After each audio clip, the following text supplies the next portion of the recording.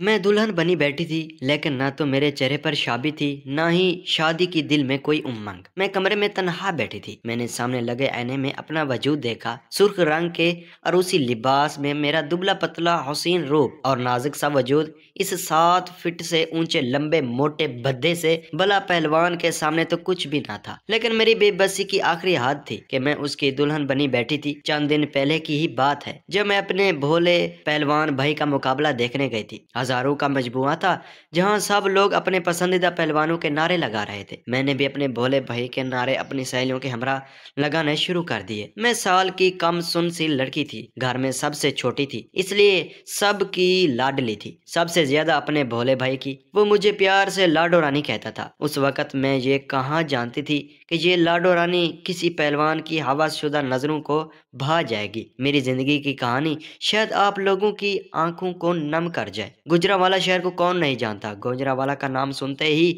यहाँ के पहलवान एक एक करके जहन में गर्दश करने लग जाते हैं। यहाँ अरसा दराज से नामी ग्रामी पहलवान आबाद रहे हैं। गुजरांवाला को पहलवानों का शहर भी कहा जाता है। कुश्ती का नाम सुनते ही दो ही नाम लोगों के जहन में आते हैं, एक भोला पहलवान यानी कि मेरा भाई और दूसरा नाम फिन कश्ती के माया नाज भला पहलवान, जिसका ताल्लुक पहलवानों के खानदान से था। भला पहलवान गुजरांवाला के मशहूर इलाके माधो खलील से था। उसने 18 साल की उम्र में गुजरांवाला के शहर मशहूर पहलवान को शिकस्त देकर अपनी फतुजात का आगाज किया। लंबा ऊंचा कद, गहरी सांवली रंगत और ताकतवर जिस्म का मालिक था। गुजरांवाला का भला पहलवान सबके दिलों पर राज करता। उसे बचपन से ही कुश्ती और उखाड़े का शौक था और वो उखाड़े में जाकर बेकाबू हो जाता था। खुद को उखाड़े की मिट्टी से लथपथ कर लेता।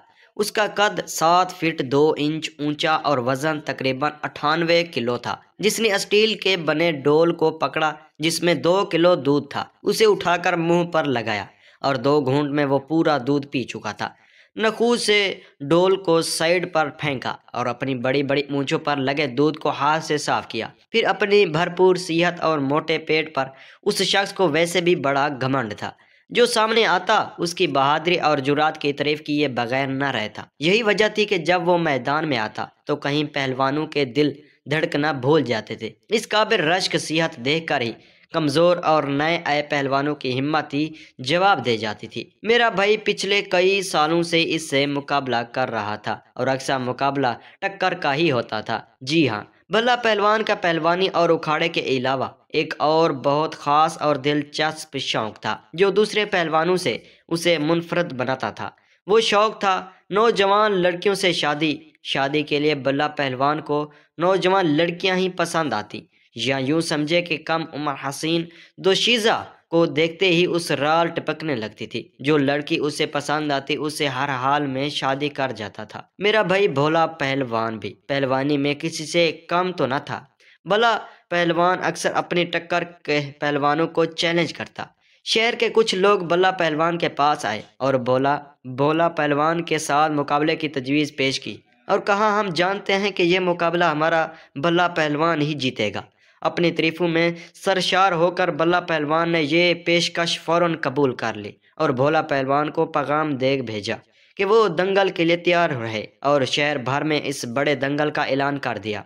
दूसरी तरफ भोला भाई पैगाम सुनते ही खुद को दंगल के लिए तैयार करने लगा। यूं भला पहलवान और भोला पहलवान का जोड़ तय हो गया था। ये मुकाबला 2 दिन का तो था। उस मुकाबले का बड़ा अजीब सा दस्तूर था। वो ये कि जीतने वाला पैसा नहीं मांगता था, बल्कि करने वाले की एक शर्त मानने का पाबंद होता था। मेरे भाई ने इस मुकाबले के लिए जी तोड़ मेहनत की थी ताकि बल्ला से जीतकर उसका सर अपने पैरों पर झुकाए। जरूर भला पहलवान ने भी ऐसा ही कुछ सोचा होगा। दोनों पहलवानों की हाथ जोड़ी के पोस्टर पूरे शहर में लगा दिए गए। दंगल के टिकट हाथों हाथ बुक हो गए। दंगल की खबर दूर दूर तक फैल गई। सभी ये मुकाबला देखने बेताब थे। उकाड़े आबाद होने लगे, बादामों की बोरियां खुलने लगीं। दोनों पहलवान दंगल की तैयारियां में मसरूफ हो गए। दोनों ही उस शहर के नामी ग्रामी पहलवान थे। एक मखसूस उखाड़े में बरोज एतवार इस शाही दंगल का एहतमाम हुआ। उस दंगल को देखने दूर दूर से शौकीन किश्ती जोग दर जोग जमा हो रहे थे। मैं अपनी सहेलियों के साथ सवेरे ही पहुंच गई क्योंकि मुझे अगले नश्त पर बैठकर मुकाबला देखना था। लड़कियों और खवातीन की बैठक का भी खास एहतमाम रखा गया था। मैं तो समझी थी میں پی سب سے پہلے وہاں پہنچوں گی، لیکن وہاں تو خواتین کا رش جمع تھا۔ اس سے پہلے کہ خواتین کے مجمع میں گھستی، تیزی سے چلنے کی وجہ سے سیکن بھاری وجود سے بڑی زور سے ٹکرا گئی تھی۔ مجھے تو یوں لگا کسی کھمبے سے میرا سر جا کر ٹکرا گیا ہو، پورا سر ہی تو گھوم کر رہ گیا تھا۔ کچھ پل تو مجھے کچھ یوں لگا کہ میری آنکھوں کے سامنے تارے سے گھوم گئے تھے۔ جب کچھ ہوا اس بہتر ہوا تو میں نے سامنے دیکھا تو ایک بنا قمیض کے ایک سانولا موٹا بھدھا وجود تھا۔ میں گھبرا کر پیچھے ہٹی تو سامنے بھلا پہلوان کو دیکھ کر تھوڑی گھبرا سی گئی۔ اس کی نظریں مجھ پر تھی۔ اس نے مجھے سر سے پیروں تک بڑے غور سے دیکھا تھا۔ اس کی نظروں نہ جانے کیسی تیز تھی کہ اس نے مجھے کانپنے پر مجبور کر دیا تھا۔ میں سپٹا کر رہ گئی اور جلدی سے اپنا راستہ بدلنا چاہا، لیکن وہ میرے سامنے کھڑا ہو کر کمنگی سی ہنسی ہنستے ہوئے اپنی مونچھوں کو تاؤ دیتے ہوئے مجھ سے پوچھنے لگا، تو بھولے دن بھن ہے؟ میں نے اس بات میں سر ہلایا تو وہ ہنسنے لگا، کہنے لگا، بڑی گوری چٹی سی سونی مٹھیار ہے۔ اس کی بات سن کر میں نے تنفر سے اسے دیکھا۔ اس کی نظروں میں عجیب سی تیزی تھی۔ میں نے کہا، بلا بھائی جان راستہ چھوڑو، میں نے سامنے جانا ہے ورنہ مجھے جگہ نہیں ملنی۔ میرا لہجہ ذرا سخت تھا لیکن پھر بھی وہ ہنسنے لگا۔ سونیو کہو تو اسپیشل کرسی رکھوا دوں۔ مجھے اس کا یہ دل پھینک انداز نہایت ہی برا سا لگا۔ میں گھورتی ہوئی وہاں سے چلی گئی اور اپنی سہیلیوں کے ساتھ بیٹھ گئی۔ وہ بھی ہنستا ہوا چلا گیا۔ کشتی شروع ہونے سے پہلے دونوں پہلوانوں میں یہ طے پایا کہ جیتے گا وہ ہارنے والے سے اپنی بات منوائے گا اور ہارنے والے کو ہر حال میں جیتنے والے کی شرط ماننی ہی پڑنی۔ دونوں پہلوانوں نے اس شرط کو قبول کر لیا اور 5 بجے کے قریب دونوں پہلوان لنگوٹ کس کر کے اکھاڑے میں اترے۔ بھلا پہلوان جسامت میں بھولا بھائی سے قدرے بھاری تھا۔ کشتی شروع ہوتے ہی بھلا اور بھولا گھتم گھتا ہو گئے۔ بھولا پہلوان کے پہلے حملے سے بھلا پہلوان بوکھلا گیا اور دور جا کر کھڑا ہو گیا۔ بھولا پہلوان کو ہر حال میں یہ مقابلہ جیتنا تھا۔ بھلا کو ہارتا دیکھ کر بھولا پہلوان مزید جوش میں آ گیا۔ بھولا پہلوان پہلے ہی حملے میں اپنی جرات دکھا چکا تھا۔ بھلا پہلوان یہ داغ رسوئی دھونے کے لیے ہر حال میں یہ میدان مارنا تھا۔ بھلا جلدی بازی میں کوئی غلط کام نہیں اٹھانا چاہتا تھا۔ کشتی کے کچھ دیر بعد بھولا پہلوان کا پلڑا بھاری ہونے لگا۔ 40 منٹ کی لگاتار کشمکش کے بعد بھولا پہلوان نے بھلا پہلوان کو ہرا دیا۔ بھلا پہلوان اپنے شکست پر انتہائی رنجیدہ تھا۔ بھلا پہلوان کے چاہنے والے تسلیاں دینے لگے، کہا دل چھوٹا نہیں کرنا، جیتے گا تو ہمارا پہلوان ہی۔ بھلا پہلوان نے اپنی شکست کا داغ دھونے کے لیے اگلے ہی دن اکھاڑے میں بوریاں بستر ڈال دیا۔ وہ اب تک کتنے ہی پہلوانوں کو پچھاڑ چکا تھا۔ آج بھلا پہلوان خوب جوش میں تھا، اس لیے دوسرا مقابلہ وہ ہی جیتے گا۔ دونوں کے درمیان مقابلہ طے ہو چکا تھا، اس لیے اگلے ہی روز آخری مقابلہ تھا۔ آج کشتی کا فیصلہ ہونے والا تھا اور بھلا پہلوان کو اپنی ناک نہیں کٹوانی تھی۔ دنگل کا وقت شروع ہونے والا تھا۔ ایک ایک کر کے سب لوگ جمع ہونے لگے۔ بھولا بھائی بھی اکھیڑے میں اتر چکا تھا۔ دونوں ایک دوسرے کے سامنے ڈٹ کر کھڑے رہے تھے۔ کشتی کا آغاز ہوا، دونوں میں شدید مقابلہ ہوا۔ یہ دنگل حال گزرتے لمحے کے ساتھ مزید خطرناک اور دلچسپ ہوتا گیا۔ کھیل کے تیسرے اور آخری مرحلے میں بھلا پہلوان بھولا پہلوان کی گردن دبوچ چکا تھا۔ بھولا پہلوان کی گردن میں شدید درد اٹھا اور وہ مزید کھیلنے کے قابل نہ رہ سکا۔ بالآخر بھلا پہلوان یہ دنگل جیت گیا۔ ہر طرف جوشی کا سما تھا۔ بھلا پہلوان فخر سے پھولے نہیں سما رہا تھا۔ میرا دل ٹوٹ کے رہ گیا تھا۔ میرا جی تو چاہا وہاں سے واپس چلی جاؤں۔ میرے بھائی نے اس مقابلے کے لیے دن رات محنت کی تھی۔ مجھ میں اتنا حوصلہ نہ تھا کہ اپنے بھائی کو اس بھلا پہلوان کے سامنے جھکتے دیکھوں۔ کھیل کی شرط کے مطابق ہارنے والے کو جیتنے والے کی بتائی ہوئی بات ماننی تھی۔ دونوں پہلوان ایک دوسرے کے سامنے آ گئے تھے۔ بھولا بھائی شکست کی وجہ سے نظریں نہیں ملا پا رہا تھا۔ بھلا پہلوان نے پوری مجمع کو مخاطب کرتے ہوئے کہا، جیسا کہ شرط کے مطابق میں بھولا سے کوئی ایک بات منوا سکتا ہوں تو ہیں سب لوگ جانتے ہیں، میرے 2 ہی شوق ہیں، پہلوانی کرنا اور کم عمر لڑکیوں سے شادی کرنا۔ بھولا بھائی اس بات پر تھوڑا چونک اٹھا کہ یہ بات یہاں کرنے کا آخر کیا مقصد ہوا۔ خیر، بھلا پہلوان نے اپنی بات جاری رکھتے ہوئے کہا، جیسے کہ آپ سب جانتے ہیں کہ بھولا پہلوان کو آج میری بات ماننی ہی پڑنی ہے، تو یہ بات یہ ہے کہ بھولا پہلوان کی 3 بہنیں ہیں، جس میں سے مجھے سب سے چھوٹی بہن کا رشتہ چاہیے۔ یہ سنتے ہی بھولا پہلوان بری طرح بوکھلا گیا اور وہ میں تو سانس لینا ہی بھول گئی تھی۔ اس شخص کی عمر تقریباً کم سے کم 40 سے اوپر تھی اور بس 16 برس کی سارے مجمع کے سامنے भोले भैया ने इकरार किया, वो शर्त मानेगा। सारा मजमुआ ये सुनकर खामोश हो गया था। ऐसी शर्त पहले कभी किसी पहलवान ने नहीं रखी थी। मेरा भाई मेरा नाम सुनकर इश्ताल में आ गया। बल्ला पहलवान का गरेबार पकड़ लिया, कहने लगा, तेरी हिम्मत कैसे हुई मेरी बहन का नाम लेने की? मेरी बहन शर्त का हिस्सा नहीं थी। बल्ला पहलवान ने एक झटके से भोले भाई से अपना गरेबान छुड़वा दिया और कहने लगा, जब तुम्हें जरूरत पूरी करने की जरूरत नहीं थी तो क्या जरूरत थी मुझसे मुकाबला करने की? आज तक जो शर्त रखी जाए, सामने वाला वो शर्त मानने का पाबंद होता है। अगर ये जीत जाता और वो मुझसे मेरी बहन का रिश्ता मांगता तो मैं उसे कभी भी इनकार ना करता, क्योंकि मुझे अपनी जुबान की लांज रखनी आती है। मेरे भाई के खिलाफ लोगों के चह मंगोए शुरू हो गई थी। मेरा भाई मरता क्या ना करता, चुप साधे खड़ा रहा और मैं यूं थी कि काटू तो लहू ना निकले। भोला भाई कुछ बोल न पाया और उखाड़े से बाहर चला गया।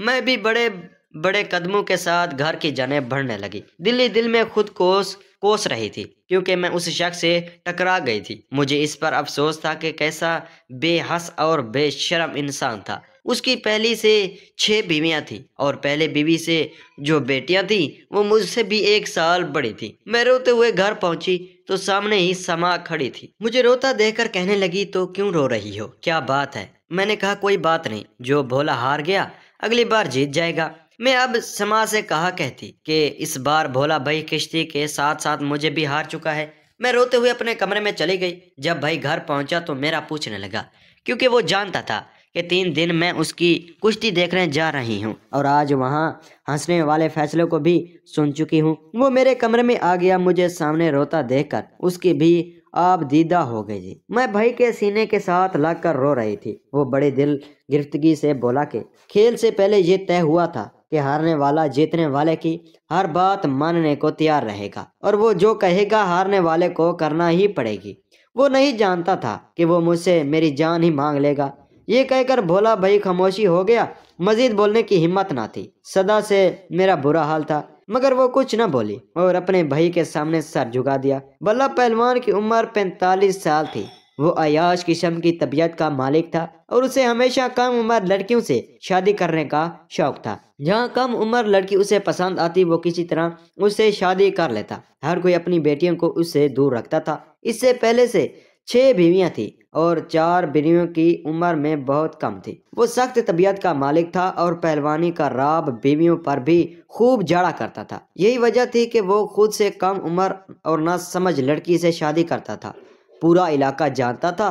वो बीवियों को पाँव की जूती समझता था। सब कुछ जानने बूझने के बाद मेरा शादी के लिए राजी होना बहुत मुश्किल था। फिर इसकी 2 बड़ी बहनें भी थीं, उनका भी तो सोचना था। छोटी बहन की शादी के बाद कोई क्यों बड़ी बहनों से शादी करता, वो तो बैठी ही रह जाती। कितनी ही सोचें थी जो मुझे तंग कर रही थी, लेकिन मैं क्या करती। मैं तो क्या, भाई के लिए मुझे ही हर हाल में ये कुर्बानी तो देनी ही थी। मेरा इनकार भाई का सर झुका देता। पहली हार की बदनामी और इस पर इनकार मजीद इज्जत खराब होने वाली बात थी। अब पहलवानों की बात पत्थर पर लकीर होती और मेरा भाई पूरे मजमुए में सबके सामने जुबान दे चुका था। ये अलग बात है, उसे बल्ला पहलवान के बुरे अज़ाइम के बारे में पता नहीं था, इसलिए इनकार का सवाल ही पैदा नहीं होता था। मेरा दिल चाह रहा था वो जाकर बल्ला पहलवान का मुंह तोड़ दे और उसका गरूर खाक में मिला दे, मगर वो मजबूर थी। मैं डरी सहमी अपने भाई के साथ लगे रो रही थी। मेरा रो रो कर बुरा हाल था। भाई मेरे सामने सर झुकाए बैठा था। मैं जानती थी मेरे भाई का मुझसे नजरें मिलाना कितना मुश्किल था। मैं तो उसकी लाडली बहन थी। मैं अपने भाई का हाथ पकड़े बेड पर उसके पास बैठ गई थी और बड़ी ही मुश्किल से हिम्मत बांधकर बड़े प्यार से बोली, भाई मुझे आपकी इज्जत से बढ़कर कुछ भी नहीं चाहिए, कुछ भी नहीं। आपने मुझे पाला, आज तक हर ख्वाहिश पूरी की, कभी किसी बात के लिए मना नहीं किया, तो फिर मैं कैसे इनकार कर दूं? मैं जानती हूँ आप मजबूर हैं। आपने मेरे साथ कोई जबरदस्ती नहीं की। मैं आपकी इज्जत नीलाम नहीं होने दूंगी। आप इसे कह दे वो आ जाए, बारात लेकर मैं तैयार हूँ। इतना कहकर वो उठी और कमरे से बाहर चले गई। सारी रात रोते हुए गुजरी। सोच कर बुरा हाल था। میں کبھی سوچ بھی نہیں سکتی تھی کہ میں بلہ پہلوان جیسے منحوس آدمی کے ساتھ شادی کر لوں گی جسے عورت ذات کی کوئی قدر نہیں تھی۔ وہ کیسے کسی زندگی کا فیصلہ کر سکتا ہے؟ میرا بس چلے تو اس کی عقل ٹھکانے لگا دوں، مگر میں بھی کیا کر سکتی تھی؟ ابھی تو میں پڑھنا چاہتی تھی۔ شادی کو لے کر کتنے سپنے دیکھ رکھے تھے، اور میری بڑی بہنیں، ان کا کیا قصور تھا؟ انہیں کس بات کی سزا دی جا رہی تھی؟ مجھے نہیں علم، پتہ نہیں کیا ہو رہا تھا۔ میں شاید سوچ سوچ کر پاگل ہو جاؤں گی۔ انہی خیالوں میں کب نیند آئی اور میری آنکھ لگ گئی، پتہ بھی نہ چلا۔ صبح کا سورج میرے لیے کسی آزمائش سے کم نہ تھا۔ سو کر اٹھی تو بہن نے بتایا آج شام میری نکاح کے ساتھ رخصتی ہے۔ میری قسمت ڈوبنے والی ہے، یہ تو میں جانتی تھی، مگر اتنی جلدی ڈوب جائے گی اس کا اندازہ نہیں تھا۔ خیر، مرنا تو تھا ہی، پھر کیا جلدی کیا دیر۔ میں بستر سے اٹھی، کمرے سے باہر آ کر منہ ہاتھ دھویا۔ آج ناشتے کے بجائے میرا دل چاہ رہا تھا کوئی زہر کھلا دے۔ ناشتہ کر کے میں ابھی فارغ ہی ہوئی تھی کہ دروازے پر دستک ہوئی۔ دروازہ کھولا تو سامنے کچھ لوگ سامان لیے کھڑے تھے۔ انہیں شاید بلہ پہلوان نے ہی بھیجا تھا۔ میرے لیے ڈھیر سارے کپڑے، سرخ جوڑا، جوتوں کا جوڑا اور میک اپ کا کچھ سامان تھا۔ میں نے بڑی بدلی سے وہ سب کچھ دیکھا اور اندر آ گئی۔ میری بہنیں بھی افسردگی سے وہ سارا سامان لیے میرے کمرے میں آ گئی اور سامنے پڑی چارپائی پر سارا سامان پھینک دیا اور رونے لگ گئی۔ مجھے کچھ سمجھ نہیں آ رہا تھا۔ اس بغیرت کو ذرا شرم نہ آئی تیرا نام لیتے ہوئے؟ کاش کہ اس کی بیٹی کی شادی بھی اس جیسے وحشی سے ہو جائے۔ میں نے کوئی جواب نہ دیا اور نہانے چلی گئی۔ میں اب کرتی تو کیا کرتی؟ نہا کر جیسے واپس آئی، سامنے بھائی کھڑے تھے۔ وہ بہت شرمندہ تھے، مجھ سے نظریں نہیں ملا پا رہے تھے۔ میں بھائی کے پاس آئی اور بولی آپ شرمندہ نہ ہوں، میں آپ کا سر کبھی جھکنے نہیں دوں گی۔ اس بلہ پہلوان کو اپنی پہلوانی پر بہت ناز ہے نا، بڑے فخر سے کم عمر لڑکیوں کی زندگی برباد کرتا ہے نا۔ آپ مجھ پر یقین رکھیں، میں اس کا یہ غرور خاک میں ضرور ملاؤں گی، سبق سکھاؤں گی۔ اسے کہے کہ وہ کسی کی زندگی کا فیصلہ یوں نہیں کر سکتا۔ بھائی نے کہا مگر تمہاری زندگی تو دوڑ لگ گئی ہے، تمہارا کیا قصور ہے؟ میں نے بھائی کو تسلی دی۔ میری تسلی سے بھائی کو کافی حوصلہ ملا۔ شام کا وقت ہوا، مجھے دلہن بنایا گیا۔ دلہن تو میں بن گئی، مگر دل خون کے آنسو رو رہا تھا۔ میں بلہ پہلوان کی دلہن بننے جا رہی تھی۔ کیسے ایک ہی دن میں میری تقدیر بدل گئی۔ میں سوچ بھی نہیں سکتی تھی، یہ سب اتنا اچانک ہوا۔ میرے آنسو رک نہیں آ رہے تھے۔ بارات آئی اور میں رخصت ہو کر بلہ پہلوان کے گھر آ گئی تھی۔ مجھے دیکھ کر اس شخص کے گھر والوں کے منہ بنے تھے۔ اس کی 6 کی 6 بیویاں بھرپور جسامت کی مالک تھیں، کم عمر والی بھی اچھی خاصی موٹی تھی۔ میں ہی اس وقت نازک سی تھی۔ اس کی بیٹی بھی مجھے دیکھ کر ناک منہ چڑھاتے ہوئے اپنے کمرے میں جانے لگی تو بلہ پہلوان نے اسے پکارا اور کہنے لگا نازو ادھر آ کر اپنی نئی ماں کو سلام کر۔ باپ کی گرجدار آواز پر وہ خفگی سے ہی میرے پاس آ کر مجھے سلام کر کے چلی گئی۔ وہ مجھے ایک کمرے میں لے گیا۔ مجھے لگا کسی نے میرا دل مٹھی میں لے لیا ہے۔ اس نے جیسے ہی کمرہ بند کیا، مجھے لگا میرا سانس بھی بند ہو گیا ہے۔ میں اس کی ہمراہ میں ہی بیڈ پر بیٹھی تھی، آ کر بیٹھ گئی تھی۔ وہ میرے سامنے بیٹھ گیا۔ مجھے اس شخص کی شکل سے بھی نفرت آ رہی تھی۔ میں اسے دیکھنا بھی گوارا نہ کیا۔ وہ میری تعریف بھی کرتا رہا اور اپنی محبت کا اظہار بھی، لیکن میرے لیے سب کچھ بے معنی تھا۔ میری رات کسی اذیت سے کم نہ تھی، کیونکہ مجھے اس شخص سے صرف نفرت تھی۔ میں میری محبت میں پورا ڈوب چکا تھا، لیکن میں نے اسے دیکھنا بھی گوارا نہ کیا تھا۔ وہ میرے لیے نت نئے کپڑے لاتا، سونے چاندی کی چیزیں لاتا، لیکن نہ تو میں اس کے لیے قیمتی کپڑے پہنتی، نہ ہی اس کی لائے چیزوں کو استعمال کرتی۔ بس سادہ سا لباس پہنے سادگی سے رہتی۔ میری شادی کو 1 ماہ گزر گیا تھا، لیکن میں نے آج تک نہ اس شخص کو دیکھا تھا، نہ ہی بات کی تھی، ایک لفظ تک نہیں کہا تھا۔ وہ شاید یہ سمجھتا تھا کہ اس کی دولت، محبت، قیمتی کپڑے، زیور مجھے اس سے محبت کرنے پر مجبور کر دیں گے، لیکن یہ اس شخص کی بھول تھی۔ میں نے ابھی جواب نہیں دیا۔ میری چپ نے اسے بے چین کر کے رکھ دیا تھا۔ میں چپ چاپ اس کے سارے کام کر دیا کرتی تھی، لیکن بات نہیں کرتی تھی، اس کی طرف نظریں اٹھا کر بھی نہیں دیکھتی تھی۔ وہ 40 سالہ جاندار شخص میرے منہ سے اپنی تعریفیں سنتا چلنا چاہتا تھا، میری آنکھوں میں اپنا عکس دیکھنا چاہتا تھا، میرے منہ سے اپنے لیے محبت کا اظہار سننا چاہتا تھا۔ لیکن میری مسلسل چپ نے اسے زچ کر کے رکھ دیا تھا۔ جس قدر محبت کا اظہار عورت سننے کو منتیں کرتی ہے، اتنا مردگی اپنی بیوی کی آنکھوں میں اپنی محبت کی دیے روشن دیکھنا چاہتا ہے۔ ایک بار مجھے معلوم ہوا کہ میرے پہلوان کا بلہ پہلوان سے ہے، جو عمر میں اس سے بھی بڑا ہے اور بدلے میں اس کی بیٹی مانگنے والا ہے۔ میں نے جان بوجھ کر اس دن دودھ کے ڈول میں نشے کی دوا ملا دی تھی تاکہ مخالف شخص وہ مقابلہ جیت جائے، اور ایسا ہی ہوا تھا۔ بلہ پہلوان ویسے نہیں لڑ پایا اور ہار گیا۔ اس شخص نے کہا کہ وہ اپنی بیٹی کا نکاح اس شخص کے کروا دے کیونکہ وہ زبان کا پکا ہے۔ اس بلہ پہلوان کی ہار پر جشن منانے کی باری میری تھی۔ وہ تو یوں کہ جیسے اپنے بال ہی نوچ لے گا۔ اب وہ بے بسی کی آنسو اس شخص کے سامنے بہا رہا تھا، لیکن اپنی بات سے پھر نہیں کر سکتا تھا۔ جب یہ خبر اس نے گھر پر آ کر سنائی تو اس بیوی اور بیٹی رونے لگی، کہنے لگی میں تو بہت چھوٹی ہوں۔ وہ بلک بلک کر باپ کے سامنے رو رہی تھی، منت سماجت وہ کر رہی تھی۔ آنسو اس بلا پہلوان کی آنکھوں سے بہہ رہے تھے۔ وہ اب اس اذیت کو سمجھ چکا تھا جو اس وقت میں نے اور میرے بھائی نے سہی تھی۔ وہ شخص شاید مکافات عمل کی چکی تھی۔ میں پھنسنے لگا تھا۔ اس کی بیٹی کی شادی میرے بھی اس شخص سے ہو گئی تھی۔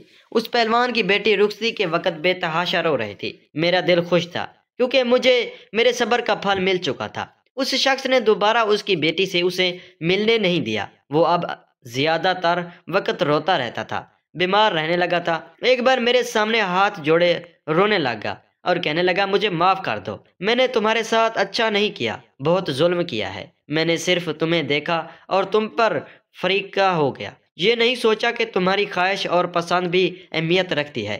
تمہاری آنکھوں میں نے ہمیشہ اپنے لیے نفرت ہی دیکھی ہے۔ مجھے لگا تھا کہ میری دولت اور محبت تمہیں بدل دے گی، لیکن نہیں، تمہاری نفرت اور خاموشی کا جمود کبھی نہیں لوٹا، اور ایسی عورت کے ساتھ زندگی گزارنا بہت مشکل ہے جو آپ کو بدلے میں محبت ہی نہ دے۔ میں ایک اذیت بھری زندگی جی رہا ہوں۔ تمہارے آنسو نے مجھے کہیں کا نہیں چھوڑا، میری بیٹی کو کسی آہ کی طرح لگ گئے تھے۔ انسان ظلم کرنے پہلے یہ نہیں سوچتا کہ جس دن ویسی ہی اذیت اسے اپنی پڑے گی تو کیا کرے گا۔ ناظرین، ایسی کہانیاں دیکھنے کے لیے ہمارے چینل کو سبسکرائب کریں۔ شکریہ۔